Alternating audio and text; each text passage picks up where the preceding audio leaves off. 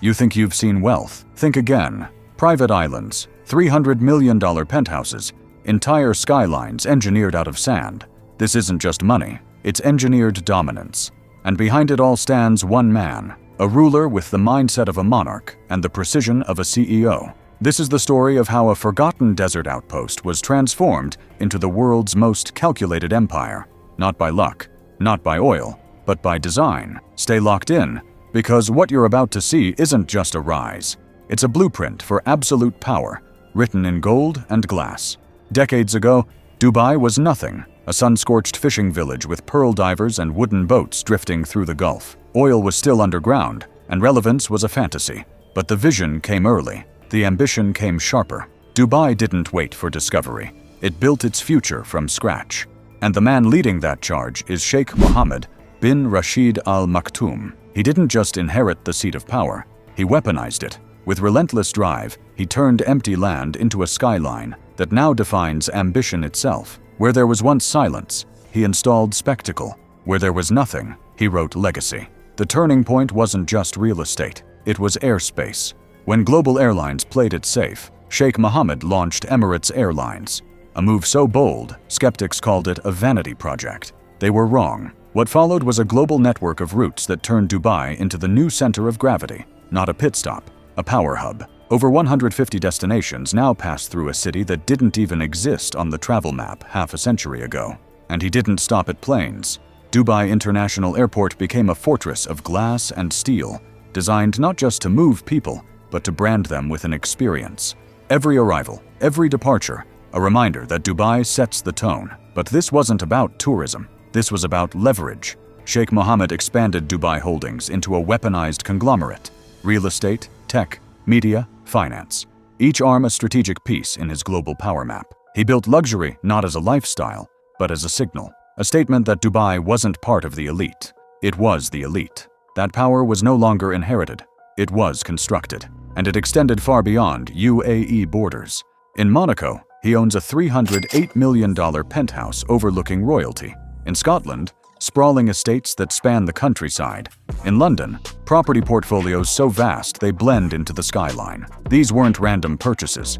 They were flags, planted on every continent to declare presence. While other billionaires chase headlines, Sheikh Mohammed engineers silence. While they flex for cameras, he builds systems.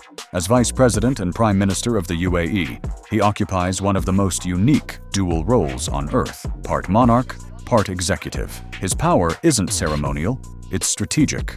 Every policy, every initiative, every infrastructure play is aligned with one goal: make Dubai untouchable. From the Vision 2021 plan to the massive pivot toward AI, green tech, and post-oil economics, Sheikh Mohammed is making sure Dubai doesn't just survive the future, it owns it. His developments aren't vanity projects, they're ideological weapons. The Burj Khalifa isn't just tall, it's a monument to refusing limits. Expo 2020 wasn't just an event, it was a declaration of global relevance. And now, with plans for AI-powered smart cities, vertical agriculture, and autonomous infrastructure, Sheikh Mohammed isn't adapting to the future. He's coding it. Where others react, he preempts. Where others copy, he creates. Power, for him, isn't a moment, it's a model. All of this, born from a stretch of sand most of the world used to ignore. From forgotten coastline to geopolitical chessboard, Dubai's rise is not an accident. It's evidence of willpower, of precision, of vision sharpened into execution. Behind every steel beam, behind every glass tower, behind every silent move on the global stage, there's one man shaping it all with a ruler's calm and a strategist's ruthlessness. Sheikh Mohammed bin Rashid Al Maktoum didn't just change Dubai. He redefined what it means to rule in the 21st century. Let's talk about Sheikh Mohammed's palace. Every day begins at Zabil Palace, a sprawling estate worth over $2 billion. This isn't just a home, it's a fortress wrapped in gold. The 15-hectare property includes more than 150 rooms, each decorated with 22-karat gold, 200 crystal chandeliers, and hand-woven Persian carpets that cost more than most homes. But the opulence is balanced with purpose. This palace is also a symbol of family. His first wife and 12 children live within its walls. Family breakfasts are common. Loyalty is daily. Step outside and you're greeted by a personal horse racetrack, home to a rare breed of Arabian horses, cared for by expert handlers and nutritionists. A fleet of luxury vintage cars lines the private garages. Every detail screams prestige, but never chaos. Everything flows with royal precision. His mornings are both ritualistic and regal. Breakfasts aren't just meals, they're displays of heritage and wealth. Think gold-covered croissants, honey sourced from private organic farms, and milk from specially raised grain-fed cows. Even the coffee is brewed using beans roasted in silence,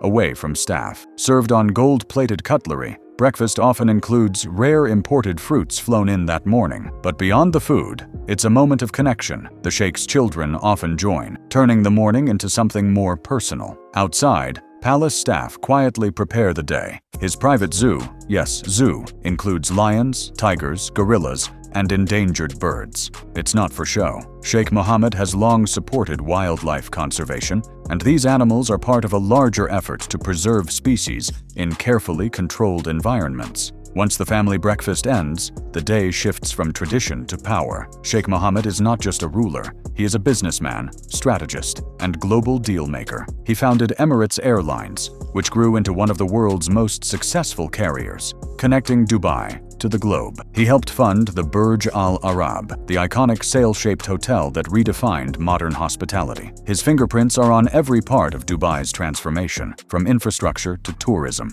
tech to trade. Under his leadership, Dubai ranked third among global cities in 2023, and he's just getting started. The Dubai D33 initiative plans to double the economy in 10 years, turning the city into a top 3 global economic hub. To make it happen, he's not acting alone. Partnerships with figures like Idris Elba are bringing global eyes and wallets to Dubai. He doesn't sit in a room and wait for reports. He holds virtual strategy meetings with the Crown Prince Sheikh Hamdan, CEOs, and foreign leaders. One recent session brought together Emirates Airlines CEO Sheikh Ahmed and Dubai's private sector heads to lock in plans for public-private partnerships. These aren't vague promises. These are billion-dollar executions. His network spans continents, real estate, aviation, hospitality, technology, and beyond. But Sheikh Mohammed isn't just building companies. He's building dynasties. Godolphin, his global horse racing and breeding team, is the largest of its kind in the world. Its reach spans the UK, Australia, Japan,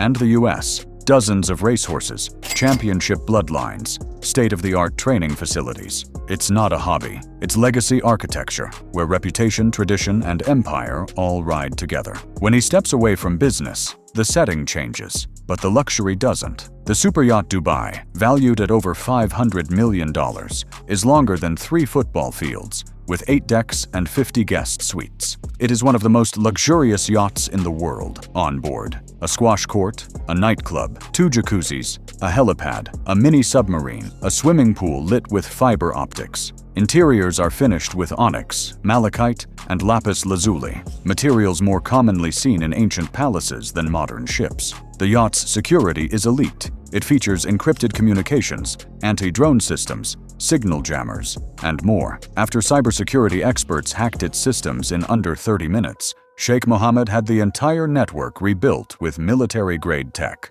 This is one of several yachts he owns, including the Dubawi, Benetti DXB, and Sapphire Fire. His son, Sheikh Hamdan, owns yachts like the Quattro and Yaz, a former Dutch frigate converted into a palace at sea. His spending is legendary. He doesn't visit luxury stores, they come to him. Brands fly products into the palace for private showings. His ex-wife, Princess Haya, once owned an $85 million wardrobe. The family once spent over $3 million on strawberries in a single summer. Vacations? $850,000 to Italy, $311,000 to Greece. Private jets, yachts, celebrity guests like Cristiano Ronaldo, and afternoons of tennis, private movie screenings, and spa treatments. Even his children are raised in this rhythm. As night falls, the palace transforms into a ballroom. Dinner parties bring together royalty, diplomats, billionaires, and global icons. Every dish is made with imported ingredients: caviar, truffles, saffron, and yes, gold leaf. Courses are served on gold plates. Cutlery is real silver. Live Arabic music plays as guests watch falconry shows, belly dancing, and ancient storytelling passed down through generations. But one of the most powerful symbols of Sheikh Mohammed's empire isn't a skyscraper or a yacht. It's his global real estate portfolio, sprawling across some of the most exclusive land on Earth. At the center of it all sits the Inver Estate, a 63,000-acre private sanctuary far from Dubai's heat, surrounded by green hills and British mist. Here you'll find not one, but 2 royal-grade homes with up to 16 bedrooms, plus private gyms, pools, and even a helipad for discreet arrivals. He recently secured approval to expand the property with 2 more holiday homes and a 9-bedroom mansion in central London. The Sheikh's footprint extends deep into London's Golden Triangle, with properties in Knightsbridge, Belgravia, and Kensington, where old money meets new power. Among them is the iconic Rutland House, a 6-story palace he bought for $61.5 million in 2018, complete with a private cinema, underground pool, and a shimmering aquarium. Further west in Eaton Square, he purchased another mansion for $17.3 million from none other than the Duke of Westminster. These aren't just homes, they're power moves, quietly redefining elite London real estate. In 1976, he acquired the Cross Estate, another 63,000-acre behemoth, making it one of the largest private properties in the UK. Nearby sits Woodhay Mansion, a 10-bedroom fortress on 10 acres of land, locked down by top-tier security. So fortified, in fact, that he erected a 6-foot fence around the perimeter, drawing complaints from aristocratic neighbors who weren't used to being outguarded. But his UK holdings don't end with luxury living. They extend into legacy and sport. The Dalham Hall Stud, a 63-hectare estate he purchased in 1981, is a world-class breeding ground for his prized racehorses. In 1994, he added Moulton Paddock, a facility built with a dedicated horse spa, offering premium care few humans could afford. Combined with a personal fleet of supercars and private jets worth tens of millions, Sheikh Mohammed's portfolio isn't just massive, it's meticulously curated. Every square foot, every vehicle, every estate is a quiet flex, the real-world footprint of a man whose power spans continents. Sheikh Mohammed commands a fleet of 7 custom Mercedes S-classes, each painted in a different color of the rainbow. Valued between $120,000 and $150,000 apiece, they feature luxury leather interiors and cutting-edge tech that rival first-class cabins. His garage also includes multiple Rolls-Royce Phantoms, each starting around $450,000, with select models finished in gold trim, pushing the value to over $600,000. But his passion doesn't stop at luxury sedans. He's also a supercar enthusiast. From the Ferrari F12 Berlinetta, $300,000, to the Lamborghini Aventador, $500,000, the Sheikh is often spotted cruising Dubai in machines built for speed and status. When it comes to aviation, Sheikh Mohammed flies in a league of his own. His crown jewel is a custom Boeing 747-400, valued at $400 million, transformed into a flying 5-star hotel, complete with luxury bedrooms, gourmet kitchens, goldfish-patterned bathrooms, and private dining lounges. He also owns a Boeing 787 Dreamliner, worth $250 million, offering elite travel on global missions. For short-range travel across Dubai, or quick hops between his palaces and private islands, he relies on helicopters like the Airbus AC-145, $9 million, featuring plush leather seating, velvet carpets, and onboard minibars, and the Augusta Westland AW139, $12 million, built for speed, comfort, and stealth. This isn't just transportation, it's power on autopilot, accessible only to the ultra-elite. When measured against historical giants of wealth and power, Sheikh Mohammed's empire holds its own. Mansa Musaounce caused inflation in Cairo by parading through with 60,000 men carrying gold. But Sheikh Mohammed didn't need caravans. Instead, he built a modern financial kingdom, turning Dubai from a desert port into a skyline of billion-dollar towers, luxury tourism, and aviation dominance. Think of Genghis Khan, who ruled trade routes across Eurasia. Sheikh Mohammed did something similar, using investments instead of invasions, launching Emirates Airlines to connect cities worldwide like a modern Silk Road. But his ambition doesn't end with wealth. He's crafting a legacy. He's poured 10 billion dirhams into the Dubai Exhibition Center at Expo City, aiming to make Dubai a global epicenter for events and business. And he's building the largest airport in the world,